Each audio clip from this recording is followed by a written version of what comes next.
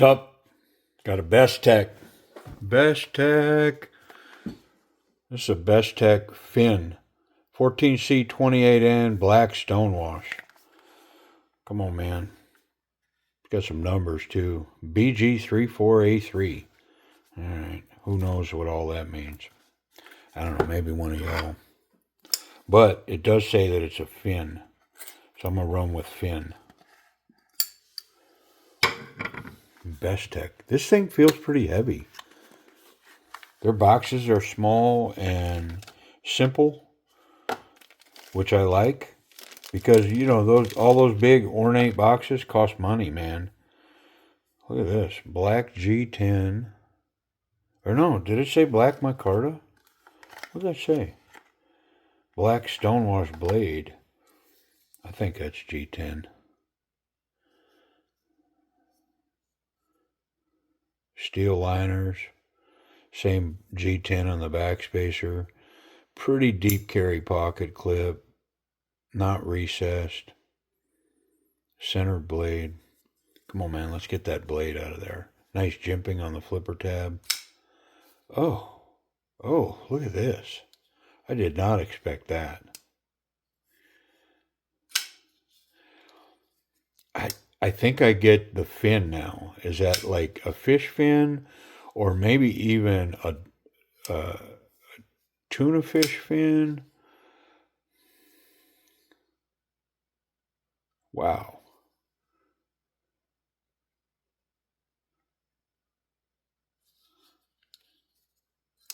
Man, that's a blade.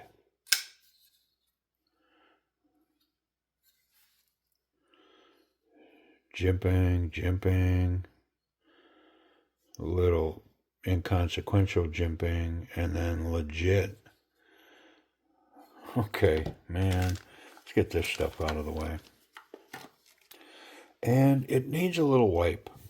Not a lot of wipe, but a little bit of wipe.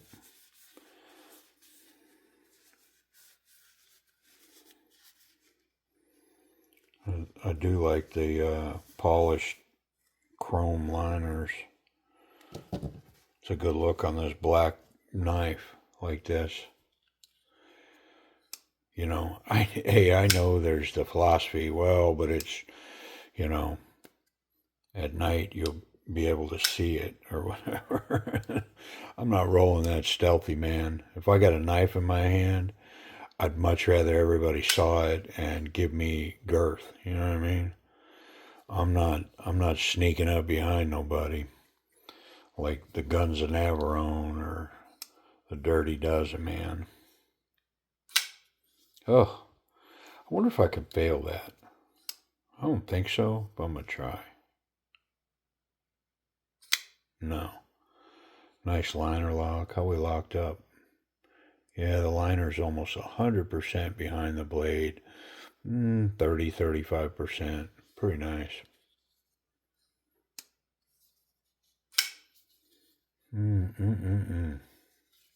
I just got to check. All right. Man, let's get in it. Come on. We got to break it down. Take a look on the inside. I got T8 on the pivot, and T6 is the rest of the way. I'm not sure if the pocket clip's got to come. It's kind of over that screw right there. And that screw definitely's got to come. Let's see. Yeah, it's hitting the pocket clip. Sure enough. You dirty dog. Gonna make me pull the pocket clip so I can get the scale screw. Man, give me a chance to put a little tension on it while I got it off, right? Got a fair piece of oil on the inside here. Captured pivot in this top metal liner. Everything is skeletonized really well. Lots of weight reduction going on. Caged bearings. And the pivot is captured in the bottom scale as well. So it's captured in both scales. There's enough oil going on here that I think I better get a look at this bottom one too.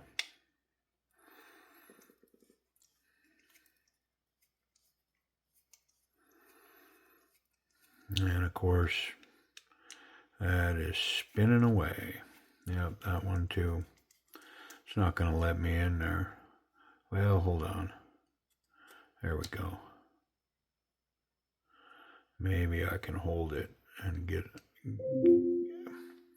Well, it's covered by the backspacer, so I'm just going to hold it with some pliers and get it off, because, I mean, the amount of oil that's under that one, I have to assume this one's oily too. And I don't need to worry about marring that spacer up because you can't see it. Be covered up by that backspacer. Repeating myself. Alright, let's get that off and see. Yeah, it's completely covered in oil. Okay. Well, it was worth the effort. Let's wipe it all down. A little wipe down, a little rub down. Let's get that screw out of there.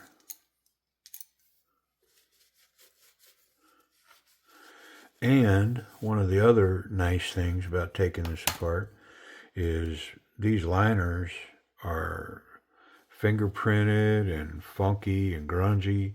Well, I'm going to polish them up so that if you look on the inside of that knife, it's going to look shiny and wonderful. Like that. Right? That's the way we want that looking in there. I need that looking all funky.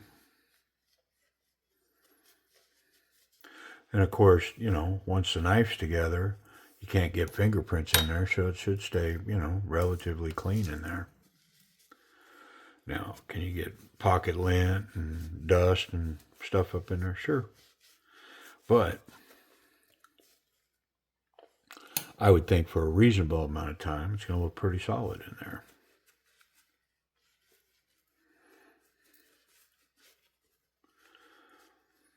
Man, I got to get my vise mounted. I've got some hand satin finish stuff that I want to do on some blades, and need to get my vise up. I did some scales a while back, and the videos dropped, and man, was that nice. That was fun. Transformed those scales. They were scratched and funky, titanium scales, and put a hand finish on them, and man, they look nice. So I am excited to do that same work to some blades. I've got some blades that have some scratching on them, and some of them already have a satin finish. They've just been used and kind of scratched up. Some of them have not satin hand finish. And so I'll be putting that finish over like a factory grind finish. And so I'm excited to do that as well, kind of transform the overall look. I'm also curious to see, I've got a couple where I'll be going over the logo or the badging. So I'll be interested to see how that goes. Like, can I remove all that badging and just put a hand finished edge on the blade? You know what I mean? Yeah. All right.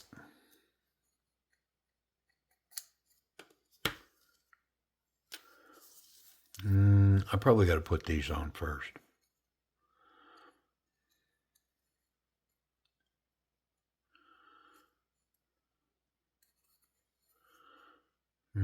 Okay, I know why. I gotta have a scale there because it recesses into the scale. I had one a while back, man, that I struggled on that thing forever, and it's because I forgot that it had a liner. I just said scale, but yeah, it had a steel liner that had to go on there, that the spacer locked into that, and I was like, why is this not working? And man, I messed with it forever, and just my brain couldn't get around it. And finally, I saw it, and I was like, oh, goodness.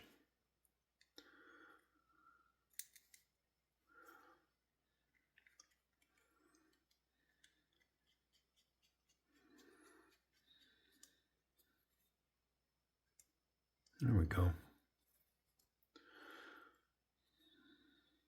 That's the way that's supposed to work. Nice lanyard hole here. I did pick up some lanyards recently, and just so you know, I'm going to put some lanyards on some different knives and see what I think. I thought, I was being a little prejudiced towards it because I just kind of had the attitude that, yeah, I don't know, a real man doesn't use a lanyard or something. I don't know, some weird thinking that I had. And I thought, you know what? I say this and I'm kind of not practicing, but I should try it before I say I don't like it. Because, I don't know, it may be one of those things that once I go to lanyard, I never go back. You know what I mean? It's like all of a sudden, every knife I own's got a big old lanyard hanging on it. Maybe.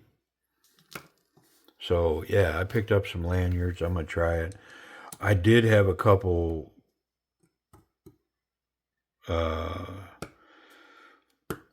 guys telling me that I should figure out how to tie my own. Like that's the trip, to tie your own. But I think I'm just going to try a couple first and see where I'm at with it. And then if I like it, maybe I'll get down in it and pick up some paracord and try to tie my own stuff. Get some beads, the whole thing, man. Did I clean them bearings? I think I did, but I'm positive I did, but I'm going to hit them one more time. And let's see. Yeah, like so.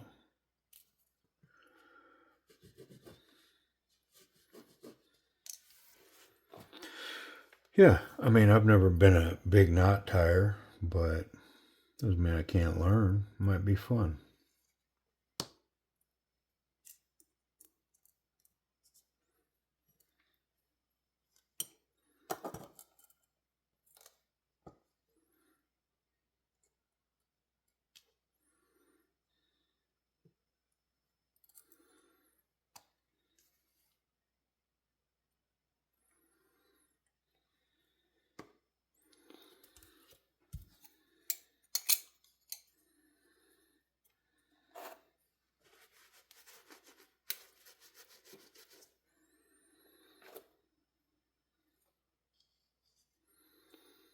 That stop pin's not wanting to cooperate.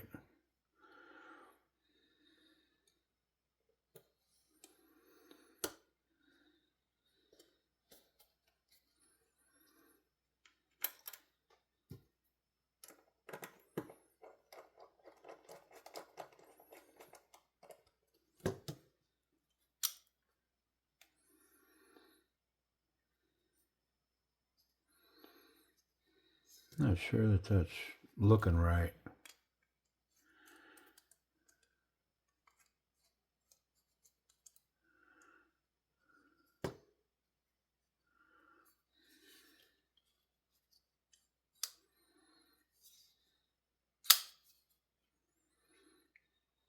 I mean, I guess it's okay. Let's keep going.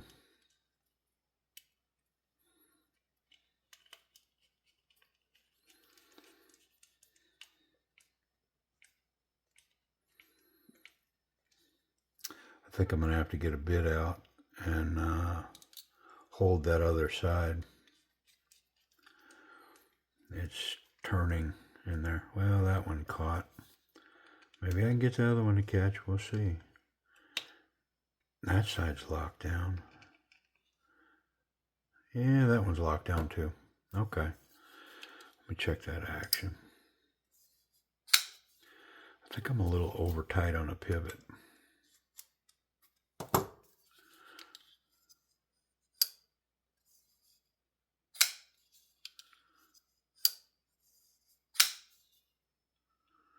There we go. Let's get the pocket clip on. Wow, is that smooth? I'm going to put a little tension on this pocket clip. Just because I got it out of the knife, and I never mind a pocket clip that's too tight. No, some might. I think I had somebody say that. I don't like tight pocket clips.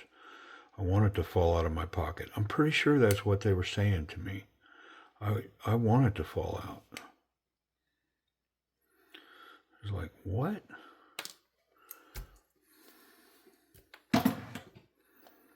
They weren't saying they wanted it to fall out, but they were saying that they didn't want a pocket clip that held tight in the pocket. And it's like, well, but that's the result. If it, if it's not tight, it can't provide retention in the pocket. Like,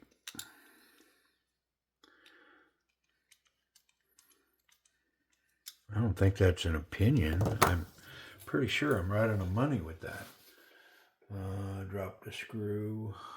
All right. I got you. Yeah, so, I don't know. I get it. We all have our own little way of wanting our setup. I ain't no different. I like my stuff a certain way, and that doesn't mean that you'll like it. Oh, nice tension there. I don't think he'd like this pocket clip because, man, is that rock solid now. Let's talk about this action real quick. Very hydraulic. Only way in through the back flipper. It's got excellent jimping on it. Can't fail it. It's locked up about 35%. The whole liner lock is behind the blade, so really solid lockup. It's very lowered here, so easy access in. It's been scalloped, and so very intuitive to unlock that lock.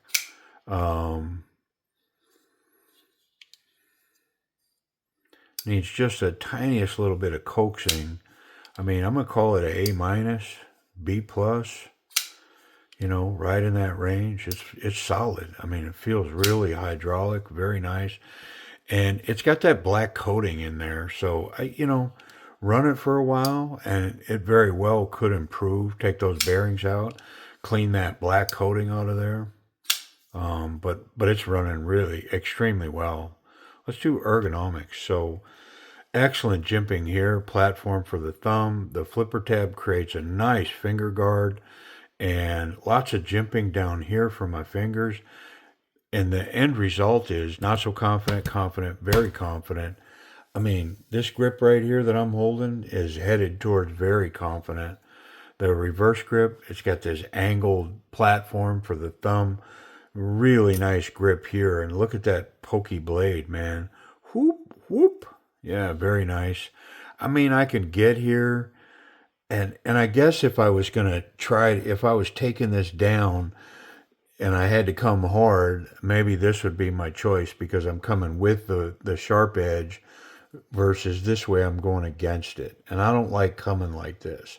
Now, can you? Yeah, but I'd much rather come this way. And so this grip's acceptable here. Sometimes I say not so much. This one works there. It's not great, but it's good. Yeah. Let's run that pocket clip. Pocket clip, check. All right, thick stuff. Oh yeah, ton of tension. It's got just a little gopher poking his head out of the hole there. These holes are wonderful. I mean, in this thick stuff, that's a F5 pocket clip. F5 tornado, take these pants 20 miles down range, 200 feet in the air, spinning around with debris, shredding them. This piece of cloth, when it landed, would still be attached to this knife. Yeah, very, very nice tension in the jeans right there. Jean size material in my spot in the back pocket. Yeah, this is, I mean, no matter how much of a tussle or a tumble I got into, this knife would be right where I left it when I was looking for it, which is what I want in a pocket clip. To me, that pocket clip is pocket clip perfection. Wonderful. Let's look for blade contact. So I'm good through the scales and the liners, and the tip is recessed. So tip's good. The clip is excellent. And I can handle this knife any way I want. I'm not going to catch that sharp part. Speaking of sharp parts, 14C 28N steel. What do we got?